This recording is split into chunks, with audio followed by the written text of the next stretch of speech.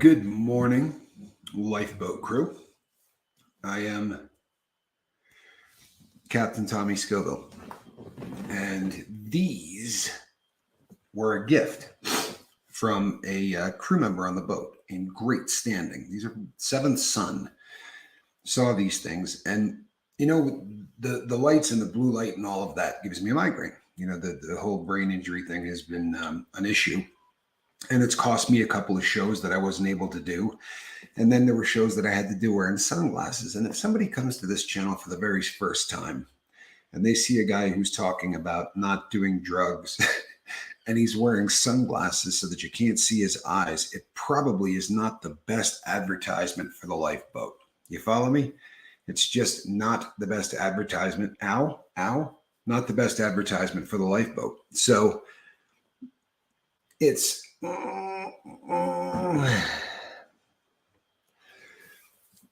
so it became an issue that I didn't want to come on here in sunglasses. It's just not a great thing. And so Steve sends me these shades. Seventh Son sends me these glasses, which actually have absolutely no color to them. Like when you put these on, they're completely clear. I know that when I'm here, they appear almost like there's a color to them. They're clear, which makes it really easy to read comments, which is awesome. Oh, Scooby, I'm glad to hear your brother's stoked, and that's going to help you guys out. That's awesome. So yeah, that's why the glasses. In case you're wondering, we'll handle that right off the Jump Street. I don't see me doing another show without these. They're absolutely amazing. I have had absolutely no pain in my dome at all since I got these. I don't intend to take them off very often. So in the last 3 days, thanks in complete 100% in part to the interview that I did over on Growing Up in Scientology with Aaron. We brought in, I don't know, I guess we're closing in on 600 new crew members, which is friggin' awesome, right? That's the goal. That's what we're trying to do. But and this happens every single time we get a boost. Marfugal, remember when Marfugal started to talk about the lifeboat? We picked up about 350 or 400 subs or something like that over the course of maybe a week. And every single time, Lewis Clark, good to see you, man. Every single time this happens, we get a whole new group, and they've got, a whole new set of problems. And, there's a lot that kind of needs to be handled and unpacked. And inevitably, over a short period of time, everybody kind of gets the memo of what we're doing here on the lifeboat, right? Hey, Patrick Taylor, good to see you. The one thing that becomes an issue virtually every time is that nice squirrel. Well played. That would be my cat, just destroying everything on the set. So what happens often is that people kind of, there's a lot of people in this world that are looking for someone to show them a better way, right? They're looking for somebody that's more life coach than anything else, or guru, right? Now, I'm of the firm belief that there are no gurus. I really truthfully believe that, right? There are no gurus. Sorry, I know I'm going to be jumping all over the place, but you are Satan Cat today. What is going on? So sadly, there are people who always seem to think I'm a guru, and I'm not. I help people get sober. I help people talk about issues that work really well in group therapy. And that's really all I'm good at, right? And the other thing is, I'm not even really the one doing it. It's the lifeboat and the crew here and all of that, right? So that's really why this works. So as much as I really dig everybody saying nice things about me and all of that, I'm no guru, man. And there aren't any gurus, period, right? There really aren't. So what we got to do is you got to look to yourself, right? You truthfully have to look to yourself. I believe in miracles. People say to me every single day, I got a friend that's addicted to this. Or Andy Paul, good to see you. Or, hey, Snotface, glad you're here. So I've got a friend that's addicted to this, but he's been doing it for 35 years, or he's been doing it for 40 years. Is he beyond hope? Okay. There's nobody that's beyond hope. If I believe that there is somebody that is beyond hope, then I need to get my butt out of this chair and let somebody else sit here, right? I am truthfully of the belief that everybody has the opportunity to get clean. Sometimes that requires a miracle. And well, every time it requires a miracle, but sometimes it requires a big miracle, right? And I believe in miracles, 100%. I believe in miracles. That was also a great song by the Ramones, but I believe in miracles. I don't create them. You feel me? I have been very open since the very first day that I started the lifeboat about my beliefs in a higher power. And I believe that higher power does create miracles. And he does it often, like for real, right? I see miracles every single day, but I've yet to ever make one happen myself. So if you're reaching out to me with an email and you kind of think that I can solve all of your problems, I can't. What I can do is I can help you with your biggest problem. Because if you are addicted to something, every problem you have is a spin-off of the fact that you're addicted. That's really what it's all about. 7 days alcohol free. Holy cow, that's cool. Patrick Taylor. Man, oh man, is that cool. Even the Satan Cat came back for that one. This, my friend, is for you. 7 days, the most important 7 days, by the way. There will never be 7 days of sobriety in your life that are going to be more important than the 7 you just knocked out. Because if you don't do those 7, you can't do the rest of them. Paul 454, sober today. That is awesome. That really is awesome. I love this, man. I really do. I love this. So, yeah, no gurus, right? That being said, I am of the firm belief that there is a very simple thing that causes all of our problems in addiction. I believe that there's a very simple thing that causes all of our problems in life. And once you sort of get a handle on what this is, you can change your life very, very quickly. This is my opinion. And this is an opinion that was really kind of granted to me by somebody else. And when I got sober, I was in a place that was hate central. Right? Whites hated blacks, blacks hated whites, everybody hated cops. It was just, all day everybody talked about the person that screwed him over and put him in prison, the person that testified against him, the person that ratted them out, the cop that went after him, the lawyer that just wanted to give him too much time, and the judge, right? That threw away the key and gave him a sentence that was 5 times longer than it should have been, and how everybody got screwed. So this was really the land of hate, and you'll feel it. I promise you. You walk into the place, the first time you walk into a prison, and we got some people here that have done some time, but the first time you walk into a prison, there's a feeling you can't identify, but it's different than every place you've ever been. And it's not fear, because usually by the time you're going to prison, you've already done enough stupid stuff where you probably have a handle on the fear thing. If you've been yanking open doors at banks and walking in to rob them, then prison's probably not the scariest place on earth. But that feeling that you can't identify. I remember the first time that Q said to me, that feeling is hate.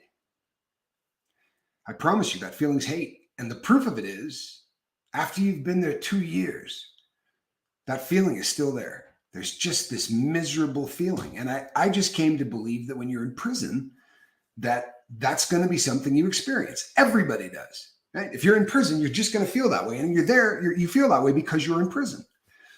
And what I found was that once I started realizing that what I was feeling was mass hate, that you could literally start to insulate yourself from it. You could start to make sure that everything you did was moving toward love, moving toward caring about other people for no apparent reason, even if it doesn't benefit you, right? Doing the right thing for the sake of doing the right thing, right? Doing the right thing when no one's watching. So Q really drilled this into my head and really kind of made me realize, and I would come back to him and I'd say, I don't know that hate is the reason I did dope, and then as I started unpeeling the onion, and I said to him, there were some events that happened to me when I was younger. It's not abuse. If you've been on the boat long enough, you know what my issue was. But he said, no, it's still hate, right? You hated feeling different. You hated feeling like other people were smarter than you. You hated feeling like every time that report card came out, it was telling the world that you were deficient. And it really started to sink in. There's a reason that people love the boat, right? It's not me. The reason that people love the lifeboat is as soon as you show up here, you get the exact opposite feeling that you do when you walk into a penitentiary. You step foot virtually onto this boat, and all you feel are people who care about one another. No reason other than we've all been there. Miracles of sobriety happen. My dad is 67 and started doing drugs and drinking at age 12. Off the bat, first experiment was heroin. Oh, my Lord. He lost his siblings and a wife to addiction. Now he's 11 years sober. Boy, oh boy, how cool is that? That really is absolutely fantastic. And I see John Doe says, I hated the vice principal. All right, Lewis, please be careful, man, and we will see you on the deck. I'm sure we'll see you later. So, yeah, right? Absolutely. There is a trophy for your father, to be sure. 11 years sober. It's good stuff. When you can get hate out of your life and you can start moving forward to love.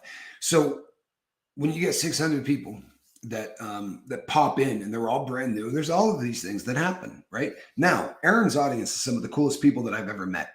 But the people who hate me that have been here since day one, when they see you get 600 new subscribers, then the hate just starts again, right? Like they get all kinds of pissed off in it. And the death threats and the ugly emails and all that start up again. This time, it is so different than it was the last time. The last time it affected me. Like it really did. It wasn't fear. It wasn't anything like that. It was just, you start going, man, society sucks this bad. Like there are people out there that just want to do this. What the hell is wrong with the world? And it really drags you down. It starts making you think that, you know what, this is really just a really screwed up society worldwide, right? The phenomenon of the troll is just something that is absolutely amazing. You robbed banks, and I remember visiting my dad in jail for robbing his third pharmacy. Wow. Yeah, pharmacy jobs for addicts. That was always the, that's like winning the lottery. I knew a bunch of people that did that. All in Utah, by the way. A lot of people in Utah used to do that. Snotface says, don't forget to like this video. And I think that would probably be a pretty good idea. I think that would be a really good idea. It's going to help push the boat out, right?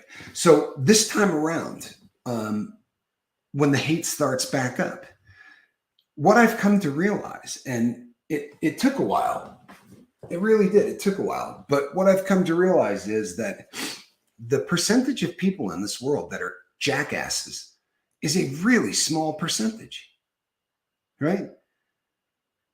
A really small percentage. The vast majority of people on this planet are kind, for real. And it's very easy when you see the worst of it, when you see hate every single day, you really can start feeling like, you know what, there's a ton of hate out there, and it's just, what's happening to this society. Here's what's happening. Love doesn't sell. So if you're turning on CNN or you're turning on Fox, right? They're not there to show you the news, right? They're not. They're there to sell Toyotas, right? They're there to sell whatever the new drug is. They are there to sell things. It is a marketing campaign. It's not news. The truth of the matter is they know through market research that what is going to sell And by sell, I mean it's going to stop. People are going to stop doing what they're doing. They're not going to change the channel. The more disturbing the story, the better a chance you have of those people sticking around.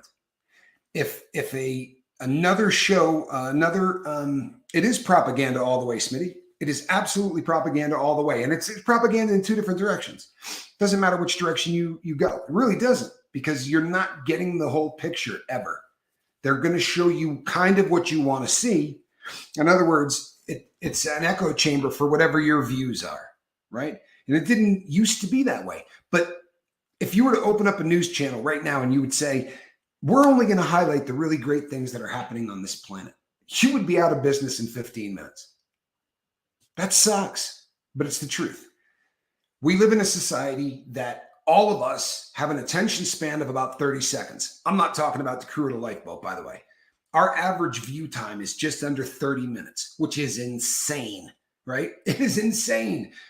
And that's because all of these people are here trying to hang out with one another, right? You are the reason that people stick around.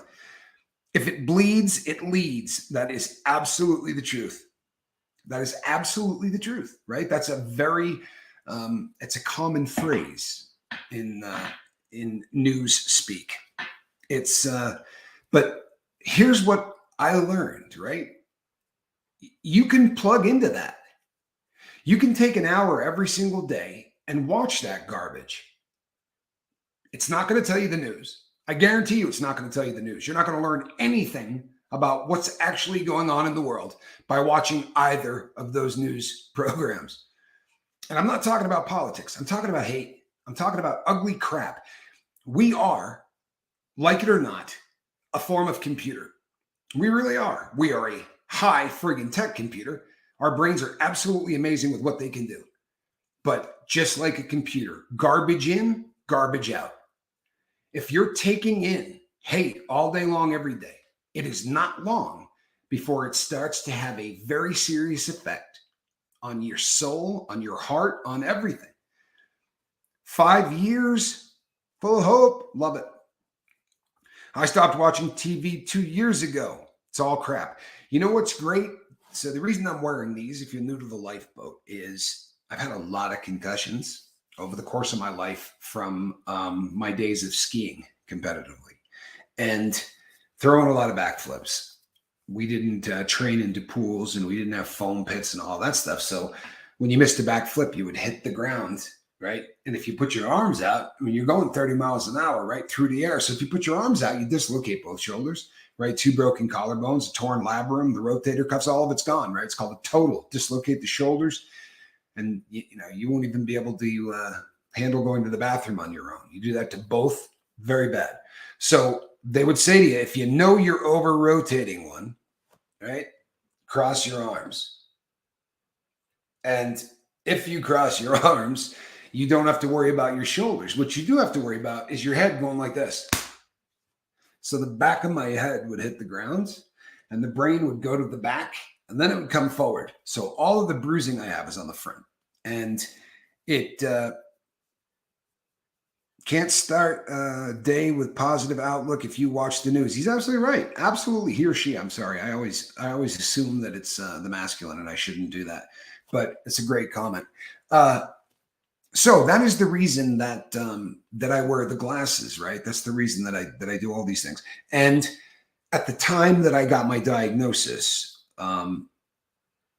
the doctor said to me, you need to never watch television ever again. And I said, why is that? And he literally said, because it's brain rot. You need to do everything you can do to try to do things that are going to make your brain work, not go to sleep. And if you think you're watching television or you're watching anything and that's stimulating your brain, you're wrong. It's really just putting you into like a coma, trance-like state. And if you, I will at some point use the ski photo for a thumbnail. I promise, full of hope. I promise. I was raised to watch it, but made up my mind that it is all garbage. You're right, V. It is. It's all garbage. So once they took this away from me, and to be perfectly honest, I just went, oh, screw them. Like, I'm not there's no way I'm going to stop watching TV and movies. I'm in prison. What the hell else am I going to do, right? And I started to realize that if I watched a film, if I watched anything modern, in fact, if I watched anything other than a documentary, documentaries are usually filmed with one camera. And since it's filmed with one camera, there's not a lot of fast editing. 2 seconds of film, followed by 2 seconds of film, followed by 2 seconds of film, followed by a half a second of film. Okay, that gives me a migraine in about 6 minutes. My brain can't follow it. And that is the, this is Stroming. Yes, it's coming. I've already ordered it, actually. TV is literally a form of hypnosis, says Tommy Bird. And you know what? He's spot on. He's absolutely spot on. It is literally a form of hypnosis. And all set up to do what? All set up to make you buy something. Think about it. I mean, that's really the bottom line.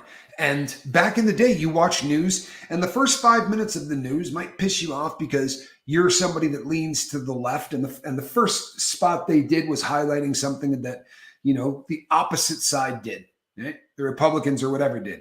And the next 5 minutes go the other direction, and it would piss off half of the audience, but you were getting the entire picture. And then they realized that if you just tell people, forget the news, if you just tell them exactly what they want to hear all day long and pretend it's news, they don't turn it off. And every 10 to 15 minutes, you got to put in something really disturbing, because about every 15 minutes, they're going to channel surf. So put a chyron on the bottom of the screen, right? That thing that you see that just goes all the way across and it just keeps going like the stock ticker used to. It's not bad enough that they're showing you horrendous images. It's got to say at the bottom, rockets land in Israel, and the Middle East peace talks are done, and right, Chinese spy balloon spotted over Montana. They're literally just trying to keep you from turning the channel. So the easier way to do that is to take your thumb and push down the big red button. Turn that crap off. And in the time that you used to do that, right?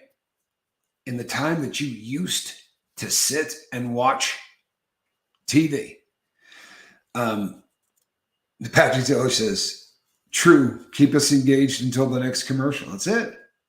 That's it. And then you've got companies who do nothing else but keep track of who's watching what. So that when you want to go buy an advertisement, you say, well, Fox has got a 1.6 market share and CNN's got a 0.08 market shares. I'm going to go with Fox. It's insane. It's absolutely insane. But if you realize that it's programming your dome, then you're halfway home. You know something? Ms. Alexander says, read the scriptures first thing instead. You know what? Like I said, I'm never going to, I shouldn't say never. I should never say never about anything. I have been very vocal about my religious beliefs, and I do start the day that way. For me, it's just a really good way to start the day. I'm not telling anybody how to start the day other than I'm telling you how not to start the day, right? Just how not to start the day.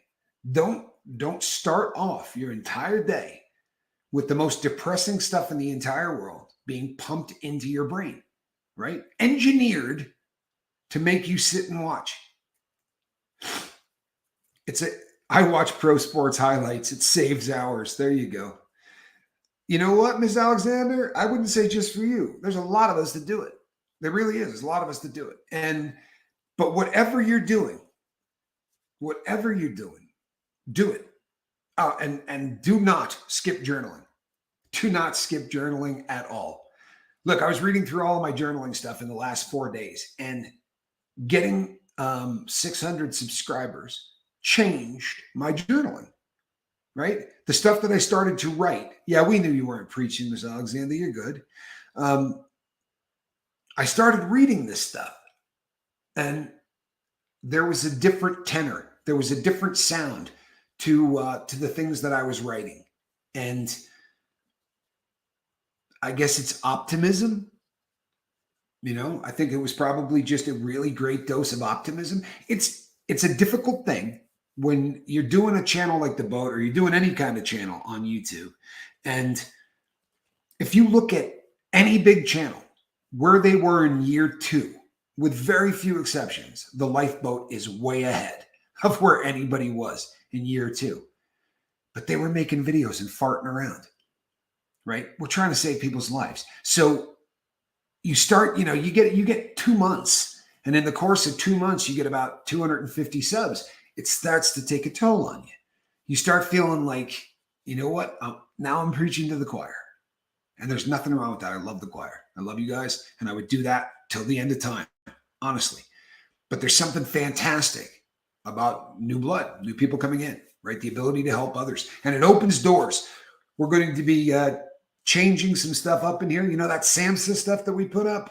We're going to be getting rid of that. There's a better link. Somebody reached out to me. I'm actually really looking forward to getting it up there. Somebody once said they spent 35 minutes on hold for the SAMHSA number that they gave them to prevent someone taking their own life hotline.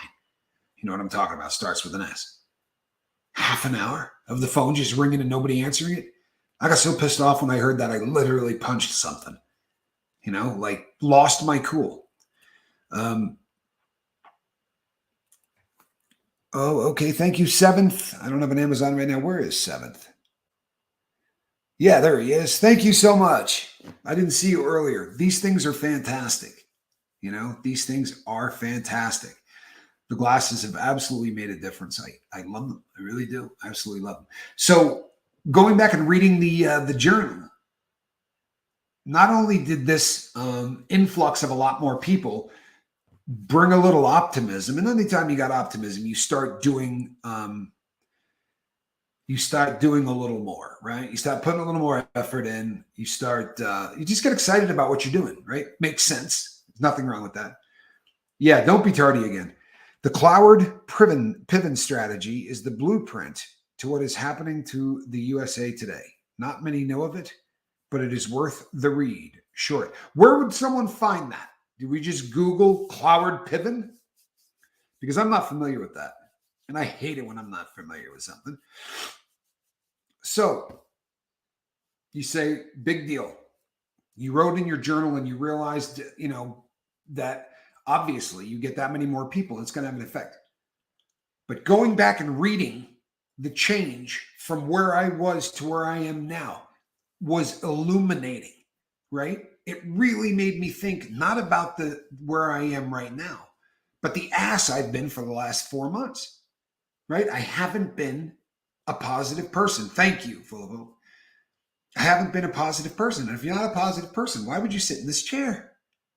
I mean, I come here and I do what I do because I do believe in it, but you just feel a whole lot different when things are optimistic, right?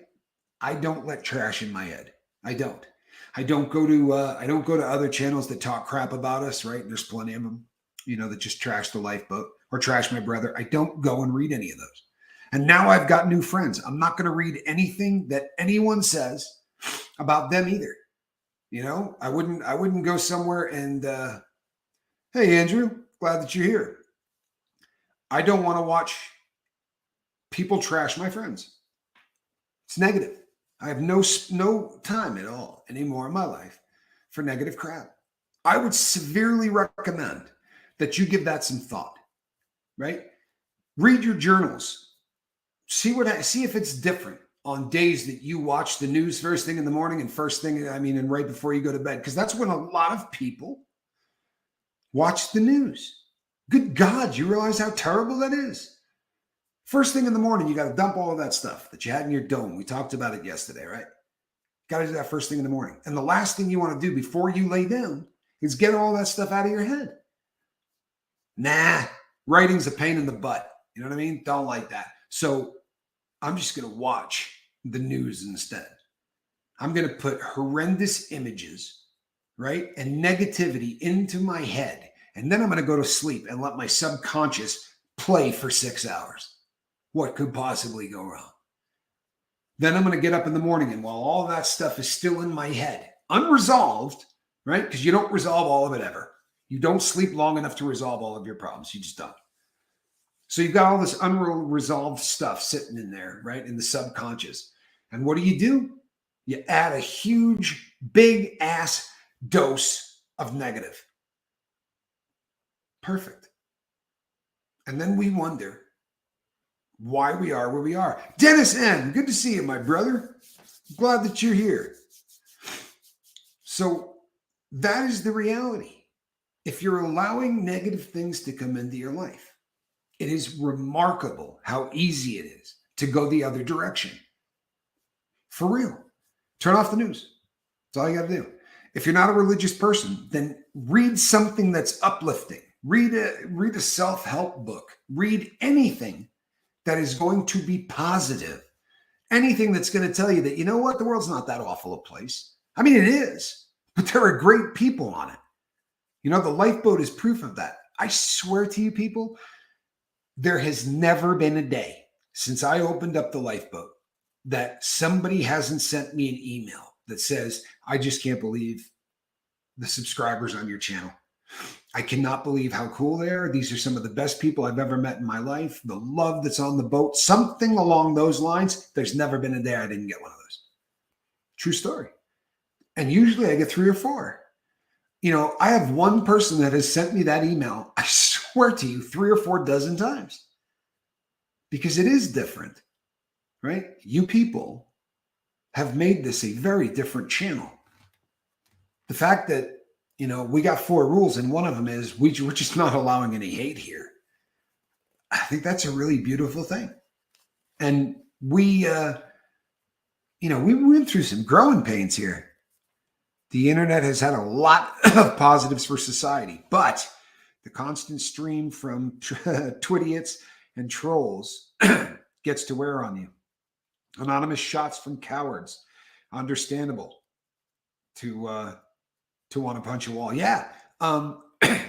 You know what honestly, you know what I did? And here's the crazy thing, right?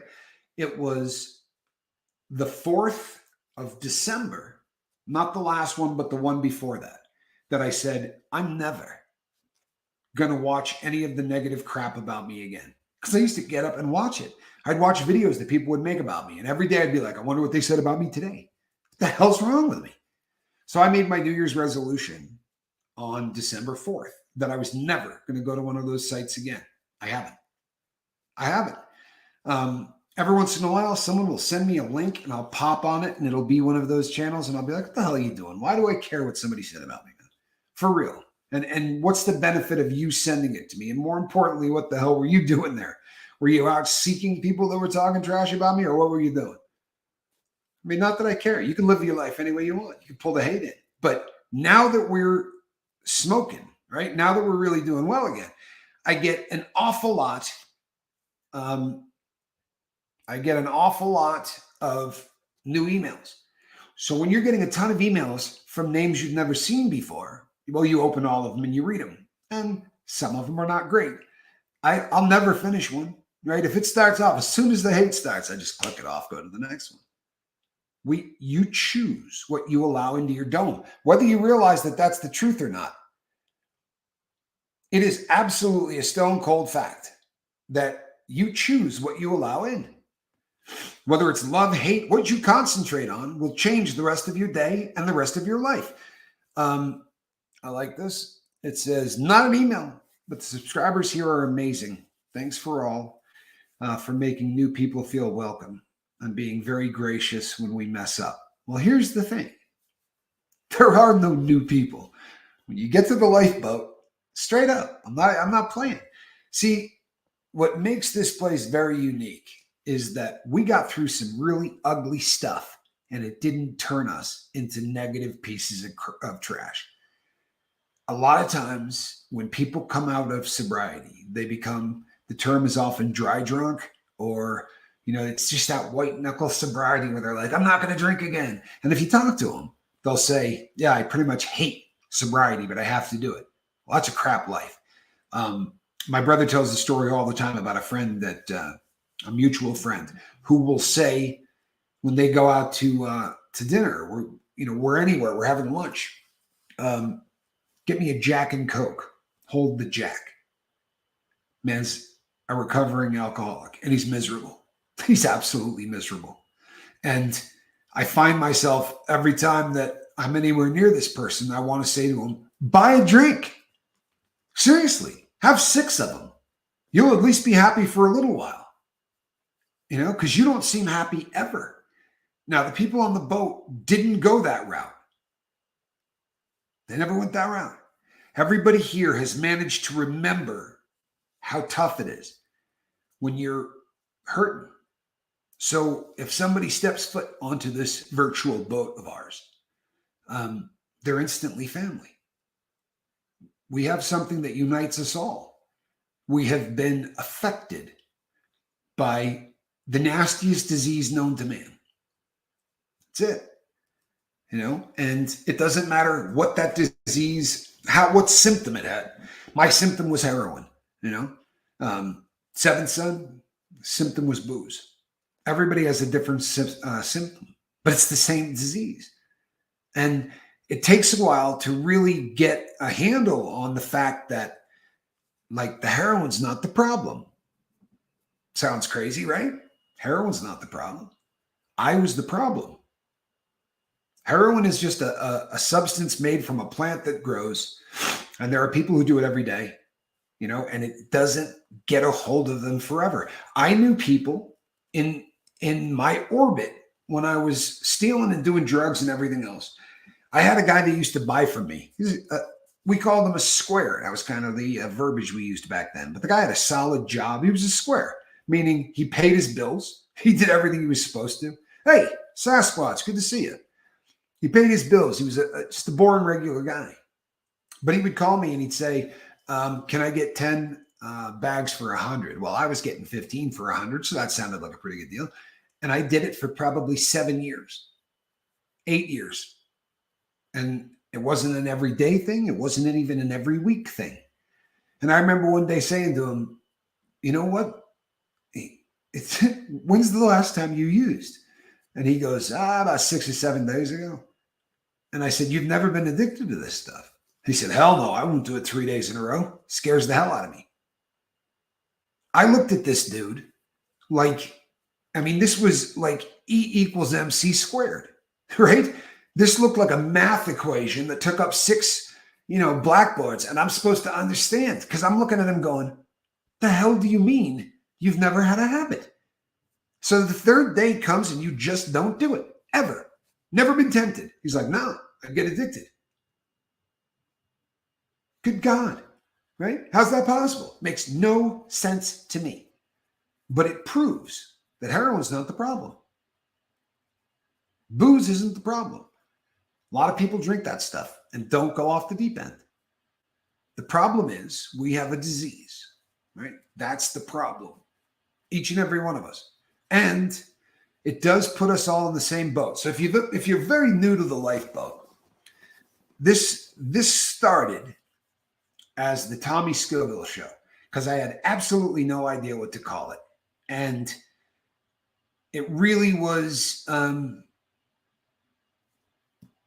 don't know, I hated the name. It just sounded arrogant, like you're naming a show after yourself. But I called it the Tommy Scoville Show. And from very early on, like one of the first couple of videos, I said, look, I'm not happy with the name of this channel, but I can't think of what to call it. I really can't. And as we started to get going, there was an expression that kept popping up again and again and again. Right? And the expression was, we're all in the same boat. Like that just kept coming up again and again and again, right? We're all in the same boat. We're all in the same boat. So one day when we were doing a live feed, my brother Johnny was on, and for years they've been calling his channel The Bus. Everybody's on the bus. He's the bus driver. I don't know how it started. Honestly, it may have started when we were doing Tommy's Picks. I have no idea. I really don't remember, but it's been a very long time that they've been calling it The Bus. And so as Johnny was leaving, he said, yeah, so I got a bus and I guess you got a boat. And everybody sort of glommed onto that really quickly. And we let the crew name it. We had a bunch of different options and everybody voted on it. And they came up with the lifeboat. The really funny part of that is it was not on the list of names we were voting for. But as somebody was telling a story right before we went live, he said something about a lifeboat, and everybody was like, "Oh, screw these options. It's got to be called the lifeboat." And hey, we love you too, Monk. I'm glad you're here, man. So that's how this thing became the lifeboat, right? And if you watched, I just saw that that old snot face was saying that she went back and watched some of the videos. The reason we don't do videos anymore, the reason that we do 1 hour live feeds is because the crew determined that we should do 1 hour live feeds. The crew determined that when we do live feeds, everybody can come together and talk. And a lot of problems get worked out with what you're doing right now. We have joked over the years that I could come here and do the Charlie Brown's teachers thing, right? Wah, wah, wah, wah, wah, wah, wah. Doesn't much matter what I say, right? Very often I'm background noise. Not so much for people who just got here, but if you've been here for 2 years, you're not going to, there's nothing I'm going to say that you haven't heard me say, right? I mean, sobriety is, it's not, I mean, every once in a while I might tell a story you haven't heard before or something like that, but it's really, really, we've got 1,000 hours or something worth of content. Videos helping me catch up on specific views. Excellent. And you know what? I love that people are going back and deep diving. And it is obvious as hell. You can go and look in the analytics. And I wish I could show you the analytics because they were like this. And then they went straight the hell up. Like the Dennis N says, journal. Yeah. Journaling is the most important part of my sobriety. You know what? Anik Alexander. I don't think I could ever do videos again. I love the whole working without a net. You know what I mean? You come out and you got an idea of what the subject matter is going to be, but you never have any idea where it's going to go. Oh, I got a comment I got to jump on. Caucasian Sasquatch says, I can't journal. I love you, but I got to beg to differ. Because I said the same thing for so long. And especially nowadays. Okay, so don't do it with a pen. Absolutely no reason to do it with a pen. There are audio blog. You can get the app in the App Store, right?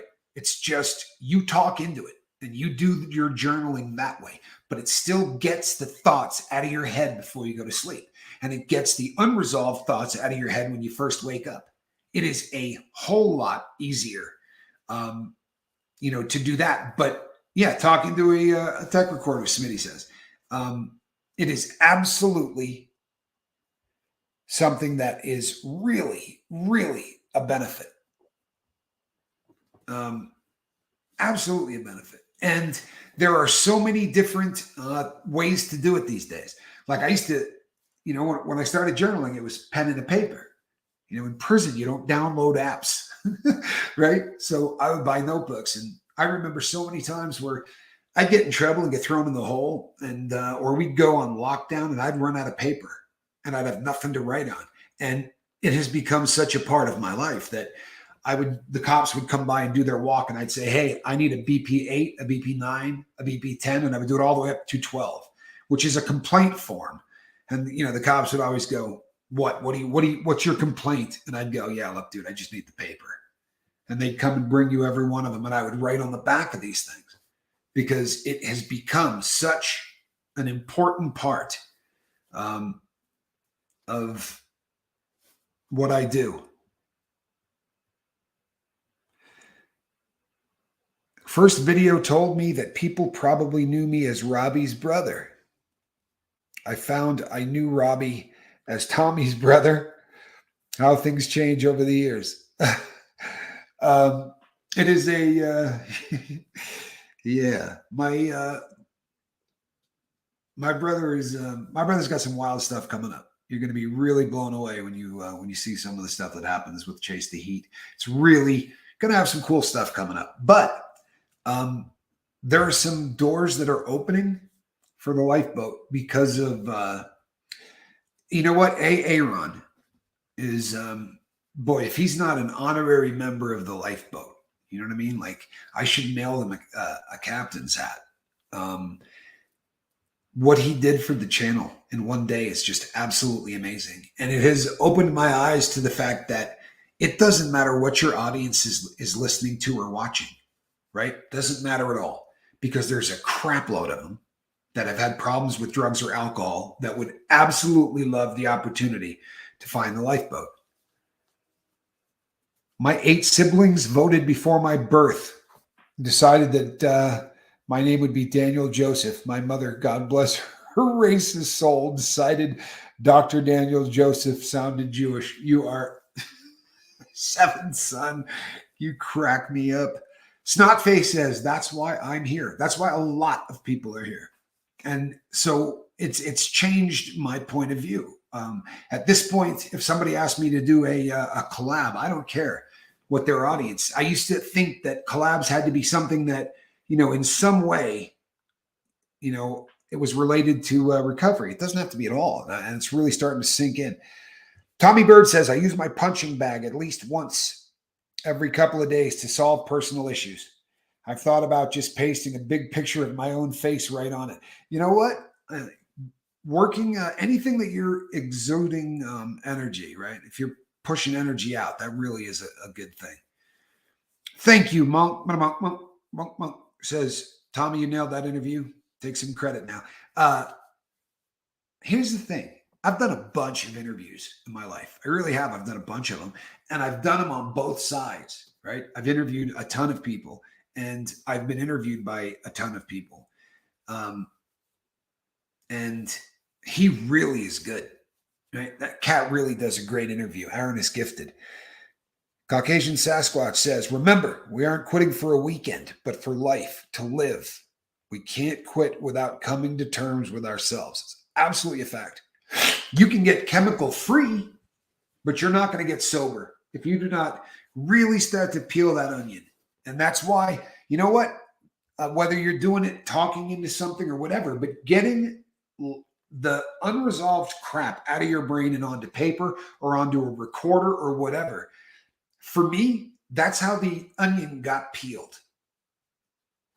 I was probably 3 years sober, saying there was nothing that made me want to do drugs. I just liked the way it felt. And then I ended up getting addicted. And I believed that. Rick Smith, good to see you. I truly believed that. And I started journaling. And I started journaling a lot. And, a lot of times my journaling is just stupid. Hey, I saw a fight in the day room today. You would not believe how bad so-and-so beat up so-and-so or whatever, because that was right on my head. And I had to sort of get that stuff out. Some of it was just stupid. Some of it was a memory that I had no business, that memory popping into my head. So I just let it go because it had to be there for some reason. You ever just been in the middle of doing something and you think, yeah, I remember that time I was in Boston and you weren't doing anything. It's not like a memory that was, really fascinating. You just happened to be walking down a street or hanging out with a friend or whatever. You know what, Blake? That's a great comment. Full of hope with the gifted memberships. You are awesome. I agree. I mean, you talk about just people feeling welcomed. That was incredible. That really was incredible. I absolutely love that. Just really, really cool stuff. And you know what? How's this? That is because I know that was God inspired. So I'm throwing a 1 up there. I absolutely know that was.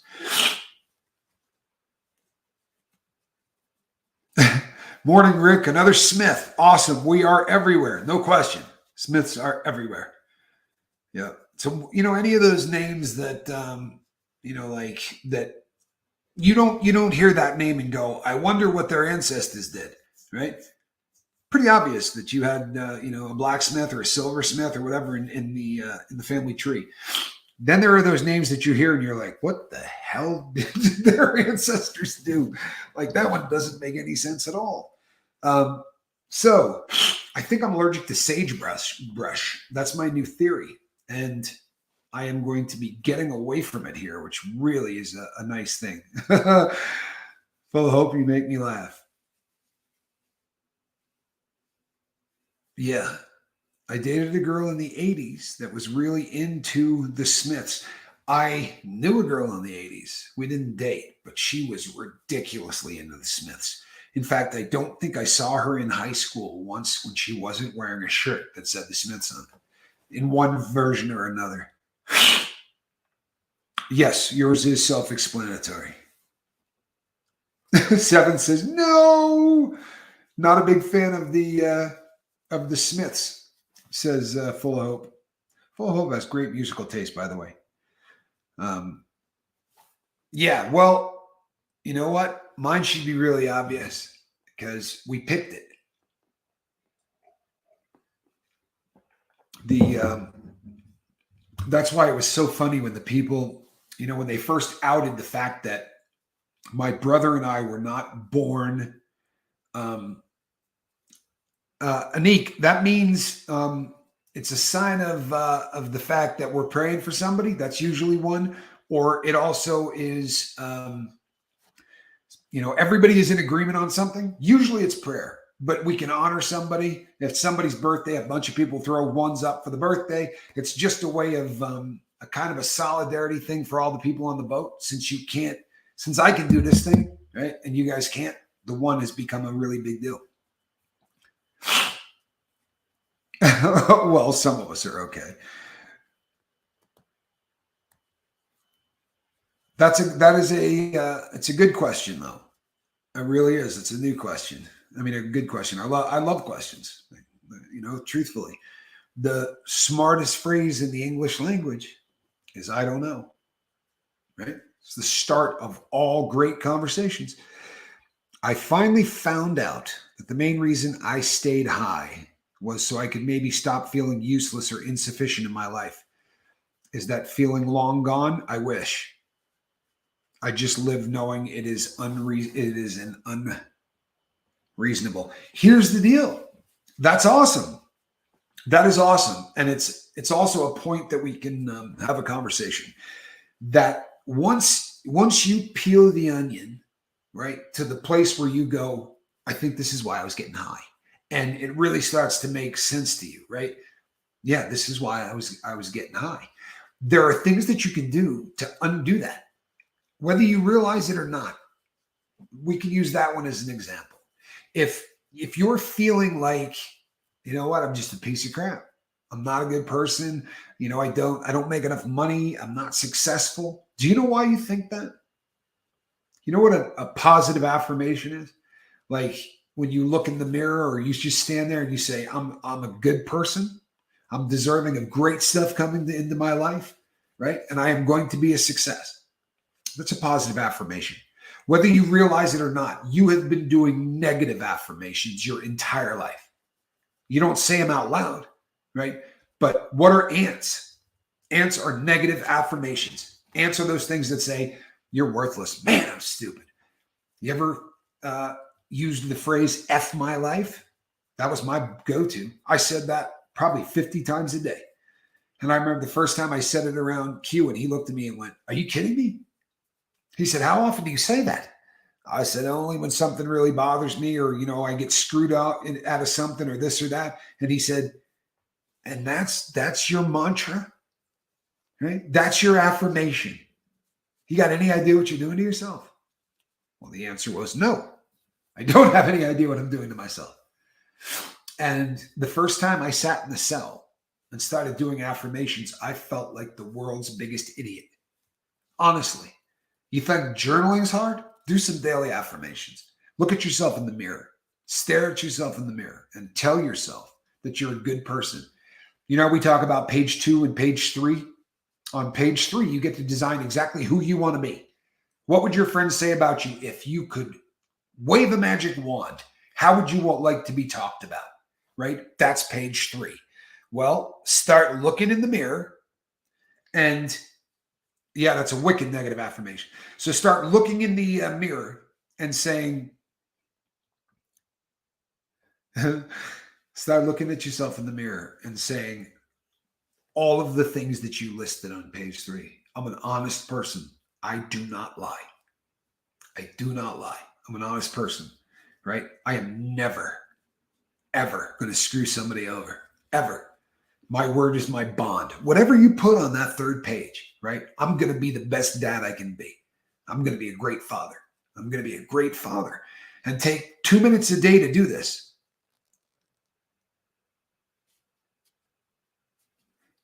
My husband gets home from training tonight. Snotface, that's awesome. Congrats. Positive affirmations are truthfully my main coping skill, on top of prayer and a solid 5 count. You know what, Tommy Bird, I love it. I absolutely love it. Snotface, if you feel like you're slipping, reach out. Reach out to anybody on the boat. You can pop into the comment section, right?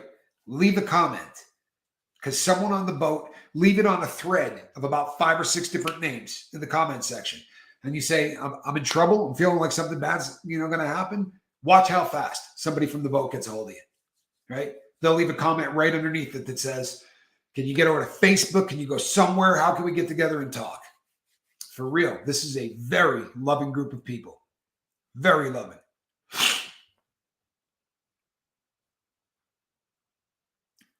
Yes, and you should know this. Tonight is Saturday Night Boat. And Saturday Night Boat is absolutely a joke, right? But it's a good time. These are Mama Scoville questions. Mama Scoville actually got involved in the lifeboat, and these questions, I honestly think she did a way better job than artificial intelligence did spitting that out. Snotface, what a cool thing to say! Don't you love that? Look at that. How cool is that? And it just goes to show you, you know what I mean? If I like to tell people this, because I think it's really eye-opening. But what if you wandered onto the lifeboat, right?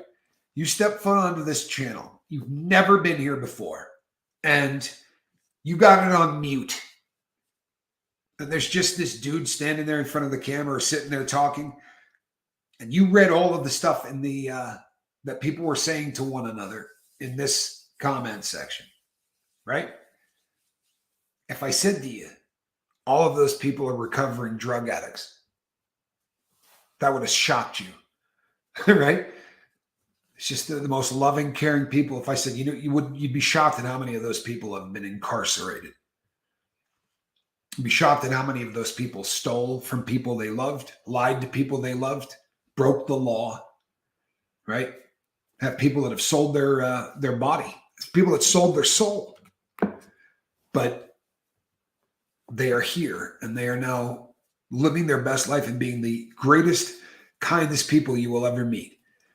Believe this, fact or not, I have never lied to my wife, not counting maybe a little one to save her feelings or something, but never any true lie or hid a thing in 13 years. Do you know something?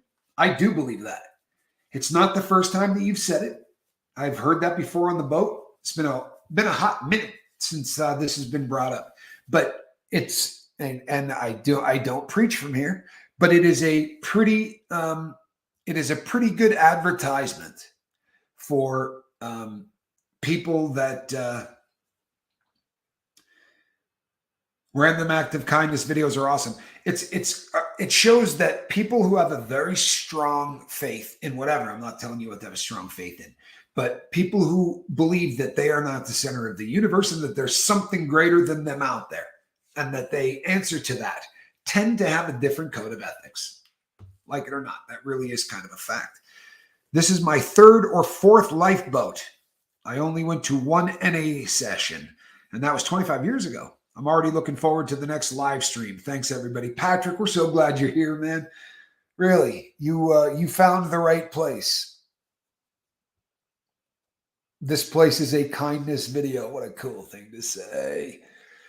You'd never think that this is a great group of people. We're the people you just described, but that's why. Because we all went through something. Damn right. We all went through something, and nobody judges anybody. And by the way, I got permission from somebody on the lifeboat so that I can use their story. This person said outright, any way you want to use my story to help people, you can do it. Any way you want to use it. That doesn't happen. If you can ask anybody on the lifeboat, what I'm about to say right now does not happen. In 960 videos or whatever, I don't do this. I don't talk about people that I work with. I don't talk about people that we got on medical assisted treatment. I don't let them talk about it. You're never going to see somebody in the comment section say, he helped me get clean. It happened once because the person just broke the rules, but it doesn't happen, right? It's kind of a rule we have. I don't like the legend thing. I don't like the guru thing. And so, but I believe in confidentiality in a very big way. That said, I'm going to talk about Buddha because Buddha said to me outright, if my story can help anybody, please tell it. So Buddha started watching The Lifeboat because he found it through my brother Johnny's channel. And he had been on Chase the Heat forever. He came over here and he started watching, and he reached out and sent me an email and kind of told me his story. And he's had a lot of health trouble. And he's an opiate addict. He used to be a heroin addict. And I mean, he's had so many back surgeries. Like, I'm not saying, people say I got a bad back. This cat's medical file is terrifying. Like he's living with it. He really needs to be in pain management, and he's having a very difficult time getting into pain management. So he's been self-medicating for a long time, and heroin was what he was using to self-medicate. And heroin disappeared. It's no longer on the market. So the only thing that is on the market now, 35 days sober, finally made a commitment, feeling so good. Roxana, we're glad you're here. Really glad you're here. That is awesome. 35 days sober. That is a commitment. So now it becomes fentanyl is all the Buddha can do. And I got salty as hell with him one day. Right? I've been working with him for a long time, and he's just one of the best people you'd ever meet. He's just a great dude. And my problem was that the dope he's doing is liable to kill him. Right? This is serious stuff. 2 milligrams of this stuff will kill you. And if you're using it as pain management, you've got to do it every single day, right? And you got to do multiple times a day. And boy, he and I got into it. And because everything I said to him, I said out of love. I really did. But I said, this stuff's going to kill you, man. You've got to do something. You've got to stop doing what you're doing. And I've never had anybody on the boat be crueler to me than he was. And I love him. I really do. Like he's family, but we went at it. And then I think that he kind of got the message that, man, everything I said out of love. He said a lot of things out of being really angry. And I think it was probably healthy because I think he took out about 15 years of all of the people that had ever crapped on him that he never had a chance to really let go. He let go on me. And it wasn't such a bad thing, right? But then something amazing happened. And Buddha got into medical assisted treatment. And he and I had long conversations about it. And there are a lot of different medical assisted treatments you can get into. But this guy needs painkillers, right? He really needs painkillers. And I said to him, if you get on methadone and you get to the right dose, methadone is what they give out at half of the pain management clinics in the world. It is a great long-term pain medication. And he's living his best life. He did this. And I'll tell you something. When he went there, I've been to methadone clinics. I tried them. It didn't work for me. But, it's different for everybody. But I do believe in it because I know people who have gotten clean with it. Anyway, when I went, they gave me 40 milligrams, right?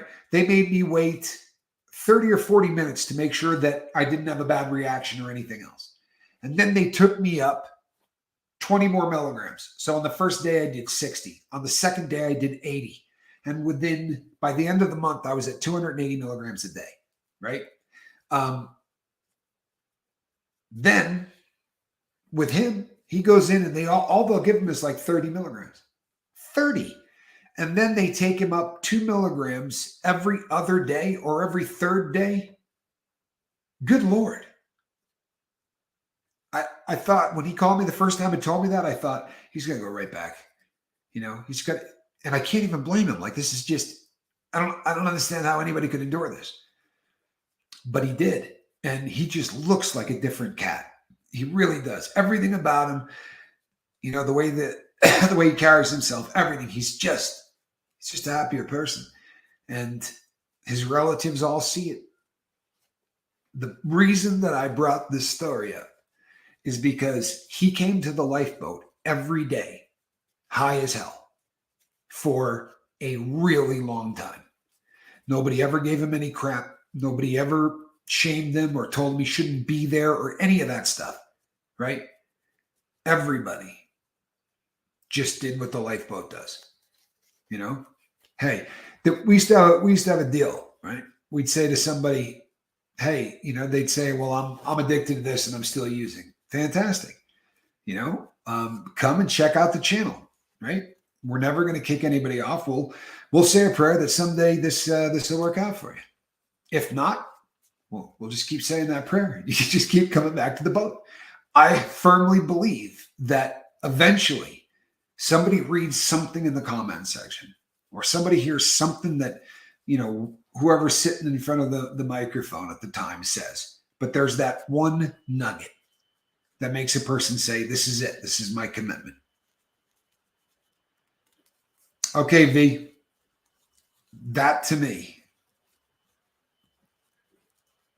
The largest population of people hurt by the war on opiates were the people who needed the opioid the most.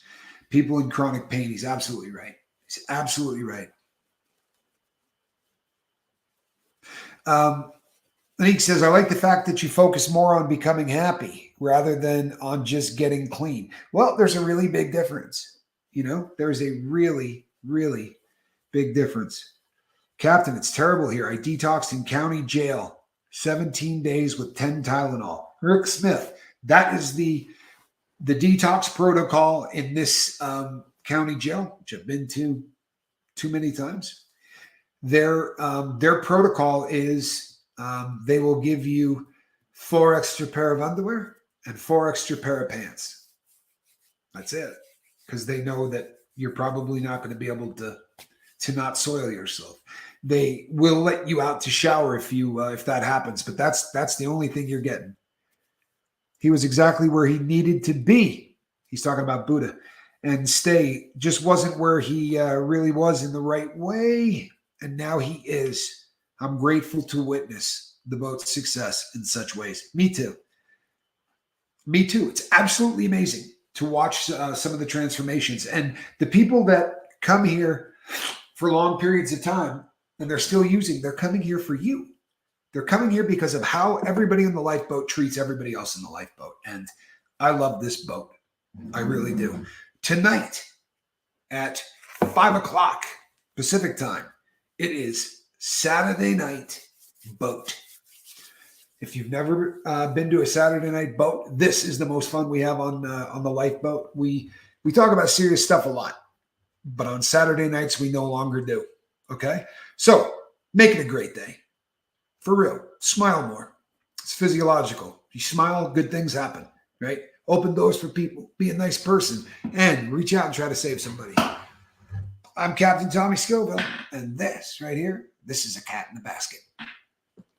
Have a great day, everybody. Much love. Do-do-do-do-do.